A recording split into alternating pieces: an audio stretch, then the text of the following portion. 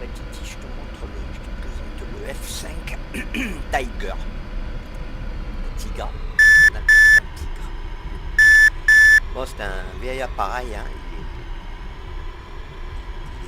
C'est pas, c'est pas, il n'est pas de la catégorie d'un Mirage 2000, ni d'un, comment dire, ni d'un F-18, bien sûr Hornet. Pas du tout de cette catégorie-là, c'est plutôt un vieil appareil qui date de 1900.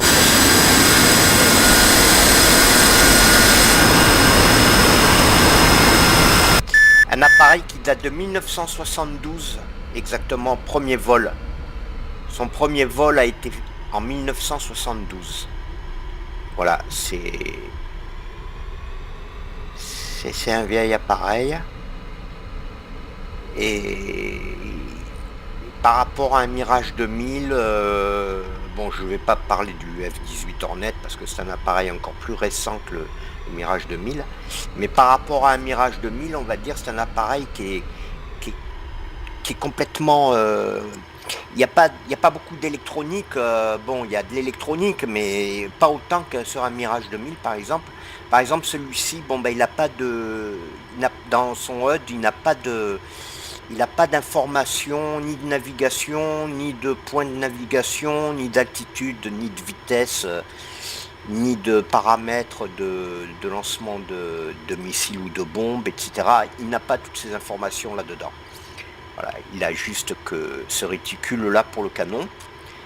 Autrement, tout ça, tout ce qui est navigation, altitude, vitesse et tout le bazar, tout est ici. Donc cette partie gauche, c'est la navigation. Partie gauche en bas, c'est l'armement. Partie droite, c'est les moteurs et les commandes, etc. Voilà, donc ici le tachymètre pour la vitesse, ici la boussole, ici l'altimètre, ici là où tu vois tourner le HSI avec le compas, ici l'indicateur, le variomètre, indicateur d'angle de l'appareil, etc. Donc il n'y a vraiment pas de... Il est vraiment, tu vois, comme tu peux le voir, je te montre les côtés, c'est pas comme un Mirage 2000 ni comme un Hornet, là pareil à droite. Et bon, c'est un avion de 1972, mais qui est toujours... Alors c'est un avion de 1972 qui a été fabriqué par Northrop aux États-Unis, et il a été inventé en 1970, il est sorti le premier vol en 1972. C'est un appareil qui a été fait pour contrer l'URSS. Il a été vendu à 30 pays dans le monde, à plusieurs milliers d'exemplaires, en tout, hein, en tout bien sûr, pour les 30 pays et pour les États-Unis aussi. Et c'est un appareil qui, paraît-il, est toujours en service. Donc, à mon avis, c'est surtout les pays qui l'ont acheté qui l'ont toujours en service. En tout cas, il est toujours en service. C'est un appareil avec son modèle de vol est comparable à un MiG-21. D'après les informations, il serait comparable à un MiG-21. Voilà. Mais bon, je pense un peu mieux, moi, quand même. Bon, moi, j'aime bien cet appareil. Mais attention, je me crache tout le temps avec. Pour l'atterrissage, j'atterris, mais arrivé sur la piste, au bout de 300 mètres de roulage, il se met en travers, je ne sais pas pourquoi, il faut que je trouve le problème. Soit c'est un problème de freinage, soit je freine trop fort, soit j'en sais rien quoi. En tout cas, c'est dommage parce que j'atterris bien avec, mais bon, voilà. Au bout de 300 mètres de roulage, eh ben, il se met en travers, je ne sais pas pourquoi.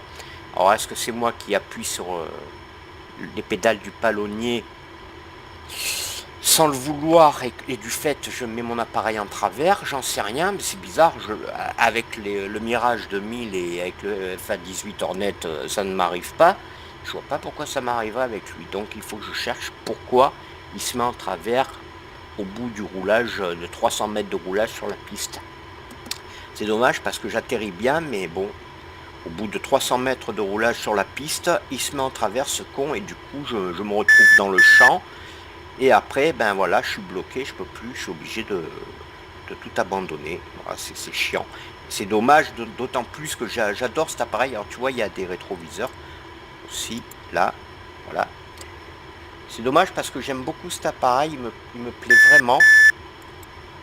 Je les enlève. Il me plaît vraiment et j'aime bien son modèle de vol. C'est un appareil qui est super agile. Ça ressemble un peu, bon c'est pas le Mirage 2000 mais ça ressemble un peu quoi on va dire. Mais bon, voilà, il est très compliqué quand même, il est assez compliqué. Moi je le trouve plus compliqué en tout cas que les autres. Bon, c'est dommage. Mais bon, j'y arriverai bien à un moment donné. Hein. Voilà, il est là.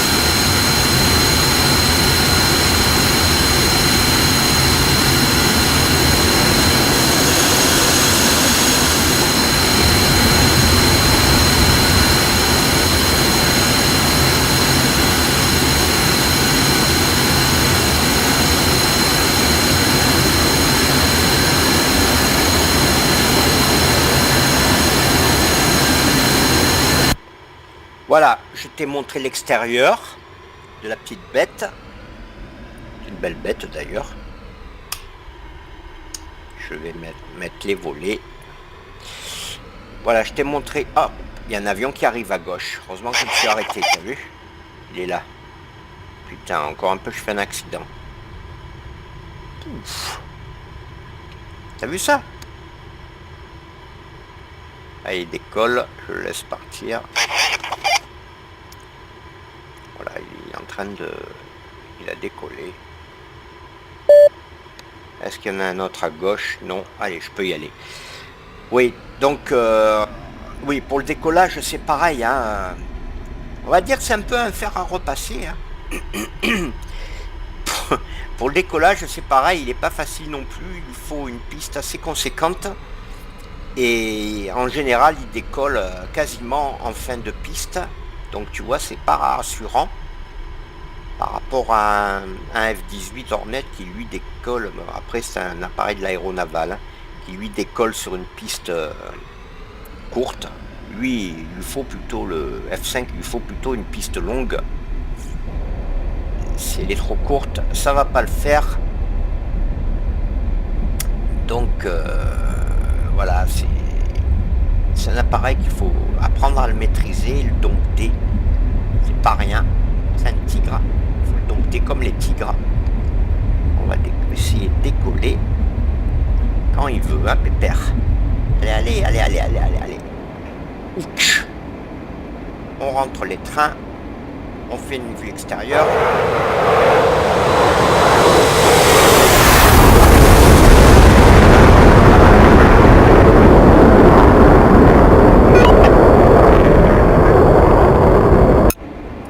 Voilà la belle bête, t'as vu comme t'as pu le voir, la belle bête. Voilà, on va faire une vue extérieure.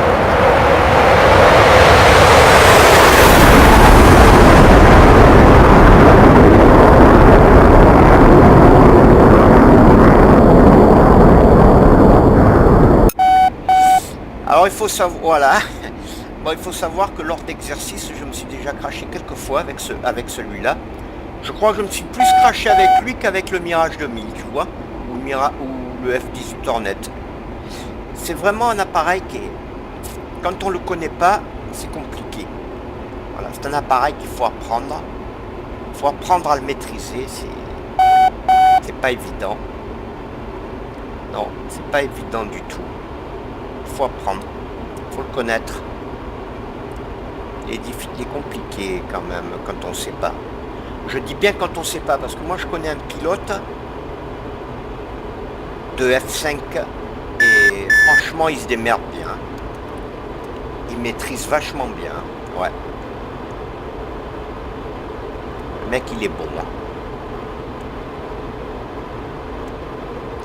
Donc c'est un appareil que tu peux comprendre, j'aimerais bien le maîtriser parce qu'il me plaît beaucoup. Il a un modèle de vol intéressant. Il est agile, comme je disais tout à l'heure, il est vraiment agile, il est bien pour le combat, il est agile, c'est un bon appareil d'interception. Ce serait dommage que je ne puisse pas le maîtriser, vraiment dommage, parce que je voudrais l'utiliser, et voilà, c'est pas rigolo si je me crache tout le temps avec. pas rigolo du tout, tu vois. Donc, on verra bien.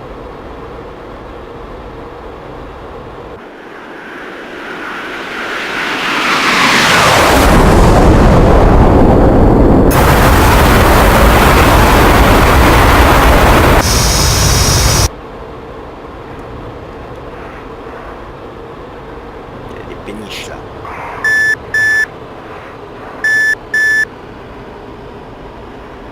Des péniches, des pétroliers, qu'est-ce que je raconte comme connerie alors?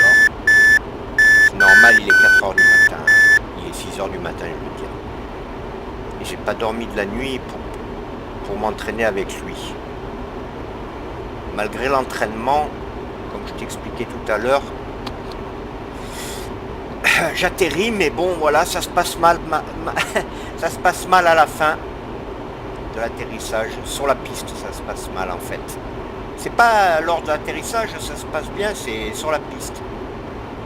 Voilà. Ça se passe bien. Des fois, ça se passe pas très bien, mais bon. La phase d'atterrissage, ça va, mais c'est au roulage qui est un problème. Au roulage. Au roulage. Je sais pas pourquoi. Il faut que je trouve ce problème. Tu vois, il est vraiment joli. Là, j'ai ralenti, bien sûr. Pour montrer le paysage, parce que si on passe trop vite, eh ben, on voit rien. Là, on voit un port, tu vois, avec la grue, tout là. Encore des bateaux. Un pétrolier immense. Encore des bateaux. Alors ça va vite quand même parce que l'air de rien, je suis là à 800 km/h, hein, 800, ça va vite 800 km/h. Tu vois, tout à l'heure, pour te montrer tout ça, j'avais fait une vidéo tout à l'heure pour te montrer ce que je viens de te montrer là. Ben, je me suis craché dans la mer parce que, ben voilà, j'ai pas vu que l'avion il était en train de piquer et j'ai pas redressé au moment voulu et voilà, je me suis craché. C'est pour ça, j'espère que cette fois-ci, je ne vais pas faire la même erreur. Tout ça pour montrer comment c'est. Tellement joli que, bon, je regarde, moi aussi, je regarde, tu vois, comme toi. Et bon, il y a un bateau là. Et il y a un pétrolier là-bas. Encore un petit port.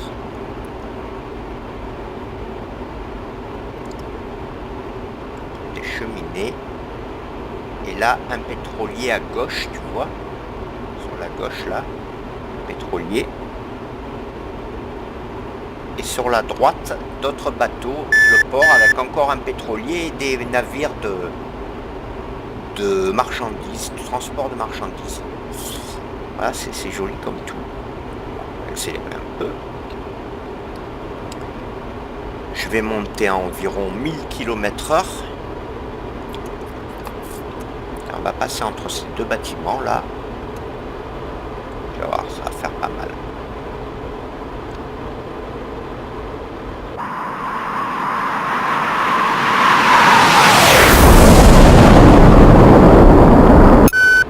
Ouh là là, ouh là là, ouh là là. T'as vu, ça m'a fait un voile noir. Dans la réalité, c'est comme ça, hein, ça fait un voile noir. Tout ça parce que j'ai cabré trop rapidement. Dans la réalité, c'est exactement la même chose. Tout ce qu'on voit là, c'est exactement comme la réalité. Ouais, alors je te disais que vraiment, c'est vraiment un très bon appareil. Il est vendu dans 30 pays.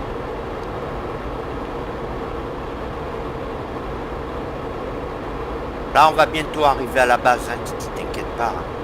Ça va pas être très long la vidéo. Même si elle fait 20 ou 30 minutes, tu passeras un petit peu ce qui t'intéresse pas. Mais bon, c'est dommage parce qu'elle est vraiment jolie, même si ça dure 30 minutes. C'est toujours intéressant de la voir, quoi. Là, il y a une petite usine. Mais bon, si ça te saoule un peu, ben, tu passes, tu regardes l'atterrissage, ou je sais pas, ce que tu as envie. Nous, c'est sûr, on est des passionnés, donc on regarde ça avec plaisir. Mais bon, je comprends que quelqu'un qui n'est pas passionné, ça peut le saouler à un moment donné. Là, donc, on est à 1100 km/h environ. Pas tout à fait 1200. Je vais passer devant ces bâtiments.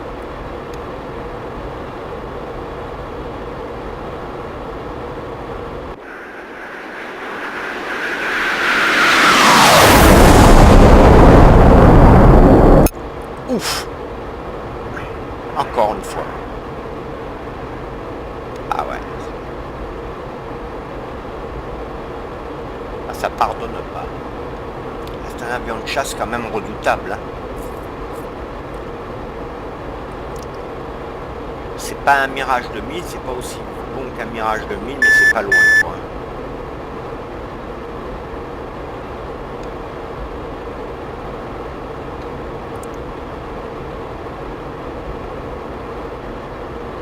Là, c'est quand même assez obsolète. Tout est manuel quasiment. Quoi. Il n'y a pas beaucoup d'électronique dessus. Il y a un peu d'électronique, mais pas beaucoup. Ici, à un moment donné, tu vois là, cet instrument-là, la châssis compas, à un moment donné, ça va piper et il va y avoir une aiguille, tu vois l'aiguille qui tourne là, tout autour, que tu vois tourner mobile là, à un moment donné, elle va se fixer quand elle aura capté le récepteur de la base sur laquelle on doit se poser, qui est la base de Kassab. C'est cette fameuse base que j'adore là, au Sultanat Oman, qui est en face de l'Iran en fait.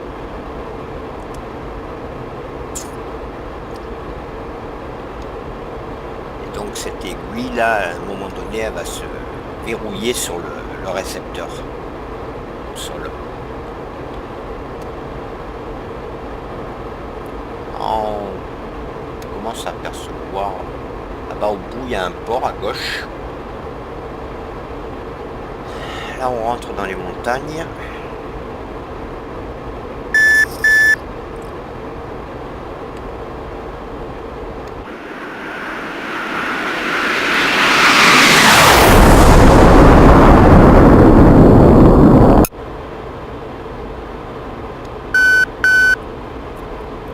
Voilà, tu vois l'aiguille là, ici, tu vois l'aiguille, il y a une... Ah non, c'est pas la même, excuse-moi. Moi qui rêve. Mais elle va se fixer bientôt. J'espère. J'attends. J'attends parce que la base, je sais où elle est, mais... Ah voilà, tu vois, elle a arrêté de tourner, donc elle me dit qu'elle est à gauche. Elle me dit que c'est à gauche, donc on va aller à gauche. Elle me dit qu'elle est par ici.